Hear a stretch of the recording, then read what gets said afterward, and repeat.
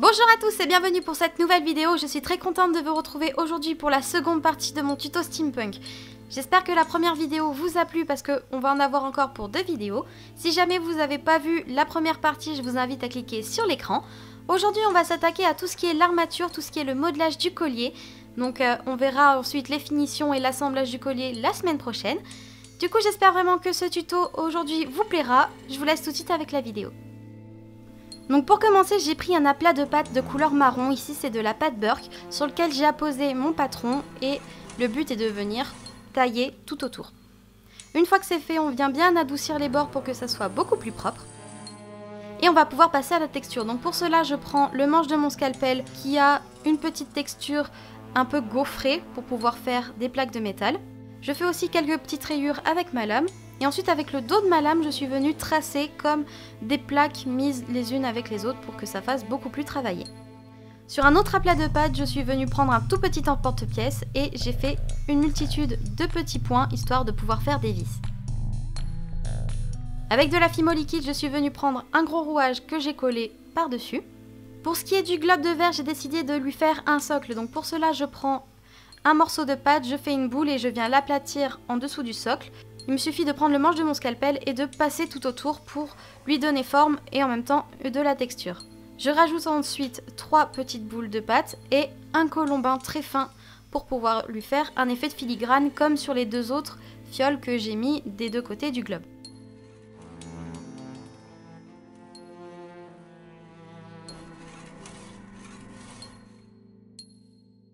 Une fois que c'est fait, je reprends une boule de pâte et je viens le mettre juste en dessous pour pouvoir mettre correctement les fils de cuivre à l'intérieur et de pouvoir bien les fixer.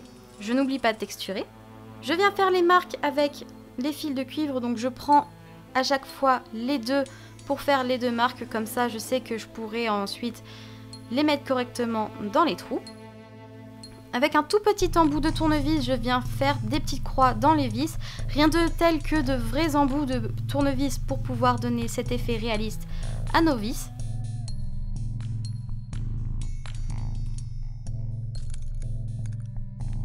Une fois que c'est fait, je reprends une partie de mon patron, cette fois-ci la pièce tout à gauche, pour pouvoir faire une autre plaque et la poser sur la première.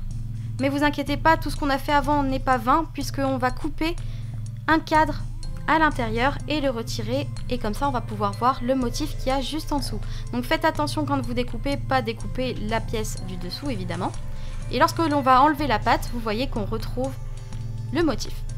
Ensuite il vous suffit de nettoyer tout ça et de retexturer par-dessus. Et évidemment de refaire tous les côtés pour que ça soit bien propre. Je rajoute encore 2 petites vis. Voire même une 3e, pour vraiment faire en sorte que la plaque du dessous a été vissée à la plaque du dessus. Ensuite je viens couper avec une pince coupante un rouage en 2 et je viens le coller à la fimo liquide à cet endroit là.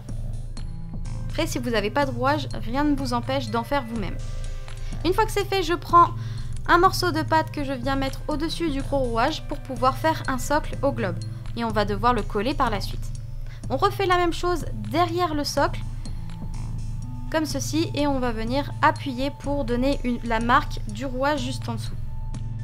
Une fois que c'est fait, on vient reprendre un aplat de pâte pour refaire une pièce centrale au collier, pour pouvoir ensuite mettre les fioles sur les côtés.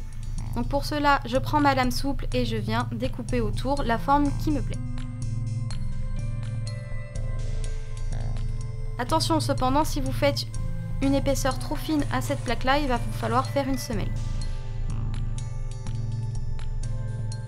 Je n'oublie pas de texturer et de faire encore cet effet de plaque mise ensemble avec le dos de la lame. Et il me reste plus qu'à coller avec de la fimo liquide la première pièce sur celle-là.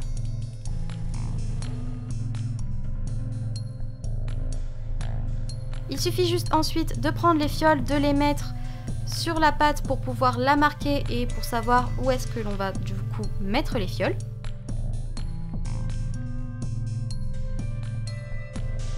N'hésitez pas aussi à voir par rapport au globe en verre.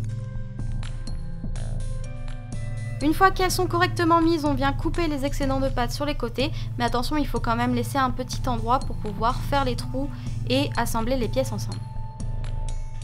Donc une fois que vous avez bien mis vos pièces correctement, on peut passer au pré-trou. Donc j'ai fait juste des petits trous que je vais ensuite élargir après cuisson avec un outil très spécial. Comme j'ai déposé les fioles et marqué l'endroit, la pâte s'est un petit peu déplacée, donc il suffit juste de prendre la lame et de couper l'excédent. On va maintenant s'attaquer au trou pour pouvoir monter le bijou. Donc pour cela, je prends des petits morceaux de pâte et je viens la poser sur la pâte. Et avec un tout petit emporte-pièce, je vais faire un gros trou à l'intérieur et ça va vous donner un petit effet d'œillet. Une fois que c'est fait, on passe à la coloration. Donc moi, comme d'habitude, je prends mes Perlex Sunset Gold pour avoir la couleur qui se rapproche le plus de mes rouages. Et n'hésitez pas aussi à prendre plusieurs nuances de cette même couleur pour teinter votre pâte et donner un meilleur effet. Donc pour cela, moi j'ai pris le Super Bronze pour donner un aspect un peu plus cuivré et rappeler les fils d'alu de couleur cuivre. Donc vous verrez que la nuance est assez subtile. Je n'oublie pas aussi de faire le socle du globe en verre. Et une fois que c'est fait, on peut passer ça au four, 30 minutes à 110 degrés. Donc voilà, c'est tout pour cette seconde partie, j'espère vraiment que ça vous plaira et que vous avez hâte de voir la fin du tutoriel. En tout cas, moi j'ai vraiment adoré faire ce tuto et j'espère vraiment que ça vous plaira. N'hésitez vraiment pas à me dire tout ce que vous en avez pensé et n'oubliez pas aussi de me mettre un petit pouce bleu si jamais ça vous a plu. On se retrouve la semaine prochaine pour une nouvelle vidéo. En attendant, portez-vous bien, je vous aime très fort. Ciao tout le monde!